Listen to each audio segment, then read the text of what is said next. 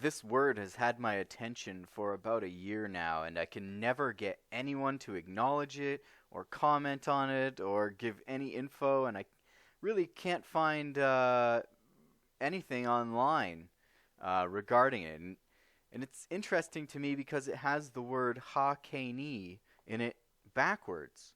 So Hebrew, of course, goes from right to left, but if you look left to right, it has ha-kani in it clearly here. Ha-kani being the cainite, as in Jethro. And Cain being one of Jethro's names, of course. But no one would take a look at it really or comment on it. But just the other day, I figured out the answer, and I'm going to share it here. And maybe now someone will comment on it because it is absolutely remarkable. And in fact, if it's not the coolest thing you hear Torah-wise this week, I'll be very surprised because it is astonishing, these connections. Now, this is going to be a longer video than usual, so really pay attention, but believe me, it's going to be worth it.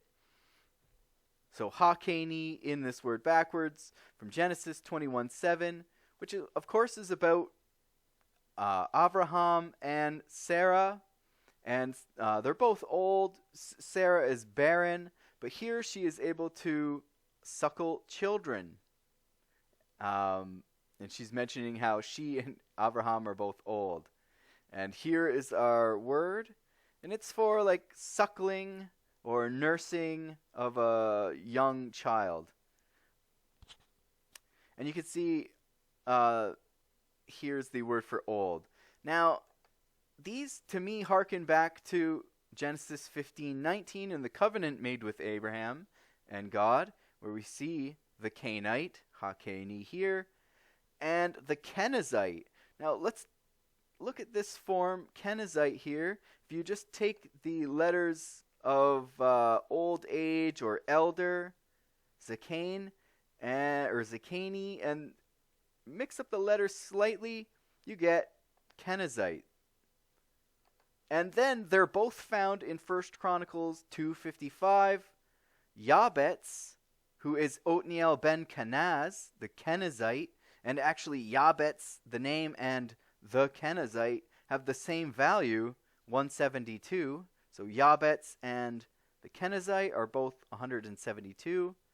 And you see here, these are the Cainites who came from Hamath. So again, they're represented here together. And the Seer of Lublin and other Kabbalists put these three nations of the 10 on these top 3 spheres of the tree of life, as we've covered before. Now let's look at this again. It has ha-kani in it backwards, and it has the value 180, which seems to almost hint that it's like turned 180 degrees. Ha-kani being Heber the Cainite, and Heber is the name that Jethro and Moses share, as we've pointed out before. And Cain, Jethro, he was zealous for heaven and acquired Torah. Now check this out. We said ha-kani and 180, and that he's here backwards. Look at this. The fact that a Gentile who occupied an exalted position in his own country and who was a religious dignitary to boot made a 180-degree turn becomes remarkable for the Jewish people only after the Torah tells us who this Gentile was prior to his conversion. So, a source about Jethro making a 180-degree turn? Jethro the Cainite? Okay. So before you call me crazy, another layer is added to this. So remember what this story here in chapter 21 is about. Abraham is old, Sarah is barren, not able to have children, and then here she's able to suckle a child. Now remember that. Now we're going to look at Sefer HaYashar, a book of midrash. And we'll pick it up around the time when Canaan is born. So, and as the sons of man increased in wickedness to rebel and transgress against the Lord, the earth also increased its badness and degeneration. And Enosh lived 90 years and begat Canaan, who is connected to Cain. And in fact, his name, Canaan, has the same value as cainite as well.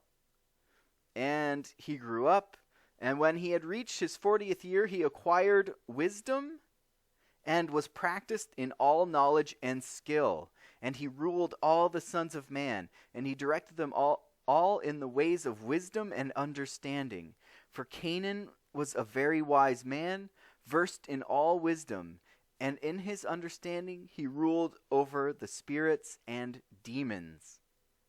And Canaan, in his wisdom, came to know that God would destroy the sons of man on account of their sinfulness on the earth, and that the Lord would finally bring the flood over them. And Canaan wrote, therefore, upon tablets of stone, all the future things to occur in those days, and he placed those tablets in his treasury. This is remarkable. And Canaan ruled over the whole earth, and he influenced part of the sons of man to turn and serve God again. It gets better. And when Canaan was 70 years old, he had already begotten 3 sons and 2 daughters. And these are the names of Canaan's sons. The first of them was Mahalalel, and the second Anon, and the third Ared. And their sisters were, listen to this, Ada and Zillah.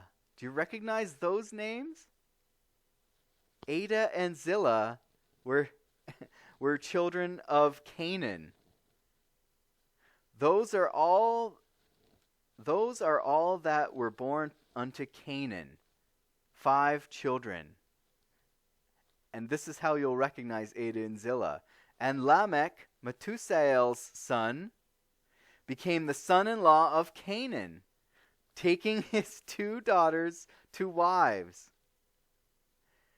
And Ada conceived and bare a son unto Lamech, and she named his name Yablo. And then we have Yubal. Okay, now listen to this. And Zillah, her sister, was barren in those days. She had no child as yet. For in those days the sons of man began to rebel against the Lord, and transgress the laws of God, for which he had commanded them to be fruitful and multiply on the earth. And then they would take a drink that would make it so that they wouldn't be able to have children. And Zillah was among them. The sons of man caused part of the wives to take that drink, and Zillah was among them. And the women that bare children became abominable in the eyes of their husbands, being consigned, as it were, to widowhood through though their husbands were alive, for the men were attached only to their barren wives, because they couldn't have children, and they would keep their looks for longer, is what it says. Now, does Zillah's story, this Cainite woman, the wife of Lamech, does she this story remind you of anybody? And it was at the end of many years, when Zillah became old, that the Lord remembered her. As in Sarah?